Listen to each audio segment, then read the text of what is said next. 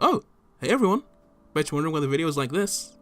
Well, let me enlighten you. There are two reasons. Hitotsu! Reason number one.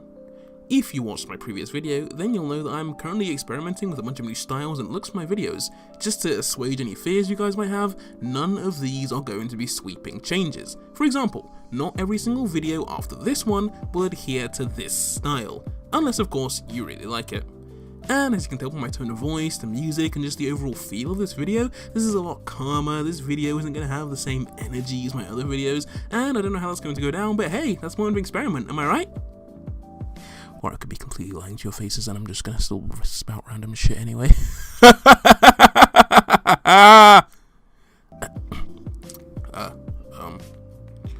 Anyway, the best way to let me know how you feel about this style of video, of course, is to drop a comment down below or by smashing that like button.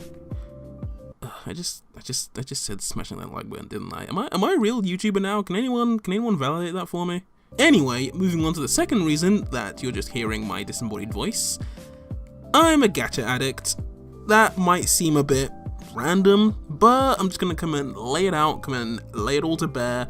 I'm a gacha addict, so I didn't actually get up for 3 days just because I was grinding away on my gacha games, and that's actually represented by the footage you can see in the background, and it's also relevant to what I want to discuss in today's video, which is the topic of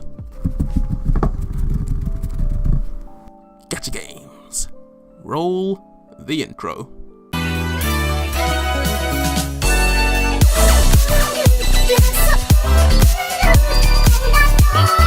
So, gacha games. If you know what they are, then I'm sure that phrase arouses a multitude of mixed feelings within you. But for those of you who don't know, I'll give you a quick rundown. The name gacha stems from the gachapon machines frequently seen in Japan, a type of vending machine where you insert money to receive a random item from a selection. So a gacha game is one which utilizes this mechanic as a means of monetization. Apart from the fact that instead of real tangible items, you get to spend money on high quality JPEGs of swords and scantily clad waifus.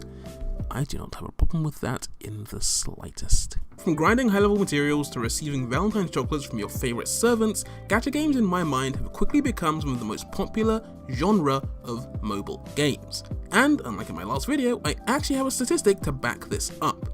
As we're recording this, and he's going to the toilet. Is this in the script? How long am I in there for?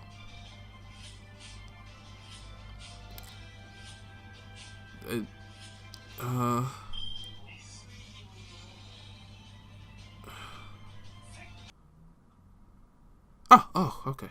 He's out. I guess I can continue now. As of recording this, and I'm pretty sure it'll stay like this for a long last time, Fate Grand Order is the #1 role-playing game on the Google Play Store in Japan, with well over 1 million downloads. That's a lot of weeb spending money, right? But why? Why are these games getting so much popularity and making so much money? Most of the time, these games attach themselves to a popular franchise with a pre-existing fan base, like the aforementioned Fate Grand Order and others like Fire Emblem Heroes. But what about those independent gacha games that are also immensely popular, like Grand Blue Fantasy and Azur Lane? The way I see it, it's their way of utilizing a reward system similar to gambling. For example, say that you really admire a character and they're coming to one of the aforementioned gacha games. You really like them for a myriad of reasons. They're powerful, they're attractive, they have a great personality, and so on and so forth. But alas, calamity strikes and you don't get them on your first roll. So you keep going, and going, and going, and going, and the question is, do you see where I'm going with this? I hope you do, because I don't want to spend too much time on this part. Let's take a look at all of the elements which factor into the addictiveness of gacha games, at least from my experience. They target an often young and therefore impressionable fanbase, they're appealing to a multitude of subcultures which have grown numb to corporate pandering tactics, and including all of that, they're actually pretty accessible and enjoyable to play. Most big gacha games have thriving communities which, for the most part, are a joy to be a part of. There are great sources of discussions ranging from memes, to waifu-gasming, to meta discussions on what some of the best characters are. And it's such communities which can keep these games thriving on an international scale, especially since some of these games don't even have official international releases. But for how long?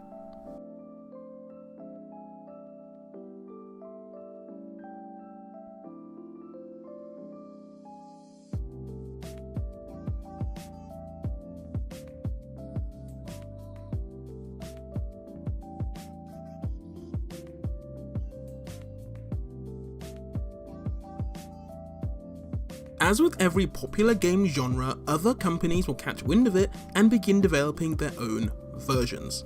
9 times out of 10, this version is nothing but a pale imitation of the original and does nothing outside of sucking major dick.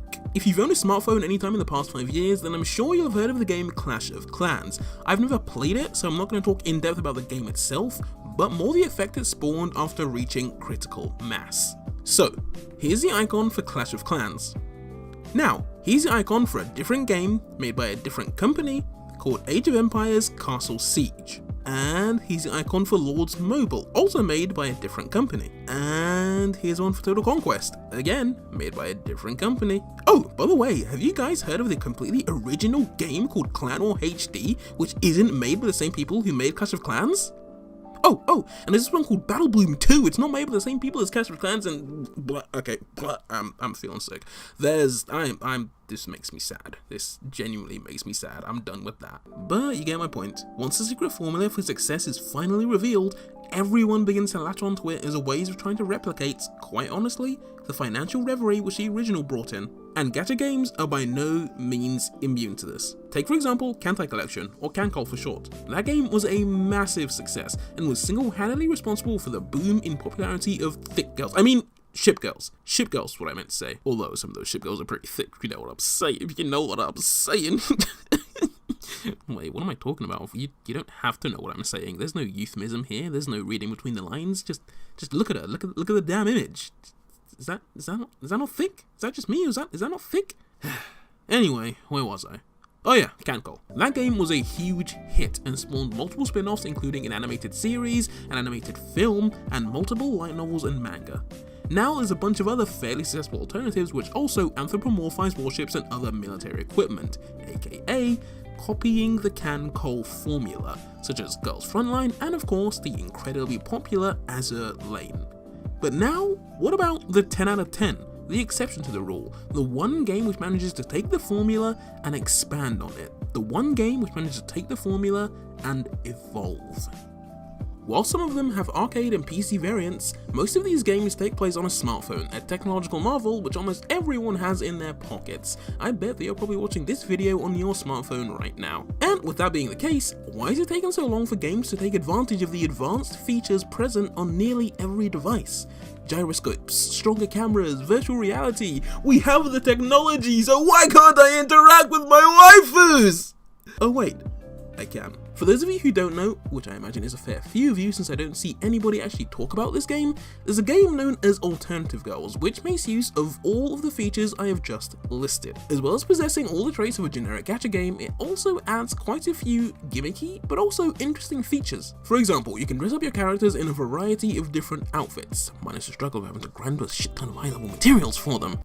Fake granddaughter. You can learn more about them via episodes which are unlocked as you increase their affection level, which you can experience in virtual reality. I don't have a VR headset, so sadly I haven't been able to experience such greatness in full VR, but there is a mode which takes advantage of your phone's gyroscope, allowing you to move around and interact with the girl in question. You can even attend a VR karaoke performance with some of the characters where they will sing character songs performed by their voice actor.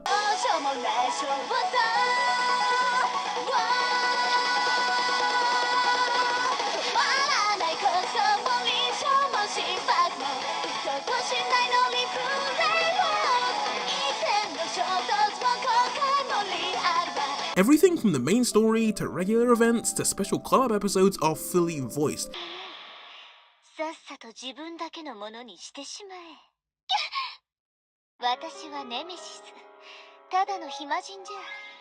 which helps offset the fact that the entire game is in Japanese. That's probably why I don't hear many people talking about it. Originally, this video was actually just going to be about alternative girls before I decided to expand the topic to gacha games as a whole, which should show the high regards in which I hold this game.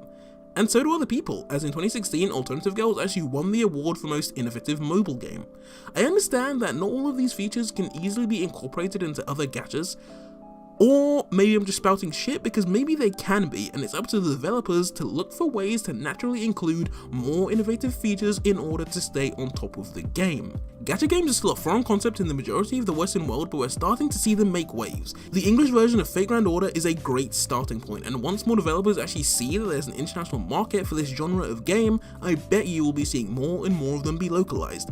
Everything I've just mentioned is what needs to happen, because that is the next step. And I think that's just about going to do it for me. If you enjoyed this new style of video, don't forget to let me know by leaving a like and leaving a comment telling me exactly what it is you liked. If you didn't like this video, leave a dislike if you're so inclined, but also be sure to leave a comment telling me what it is exactly you didn't like so I can change things up moving forward. As always, if you enjoyed this video, don't forget to leave a like, comment, subscribe, share. All those actions help me out more than you can ever know.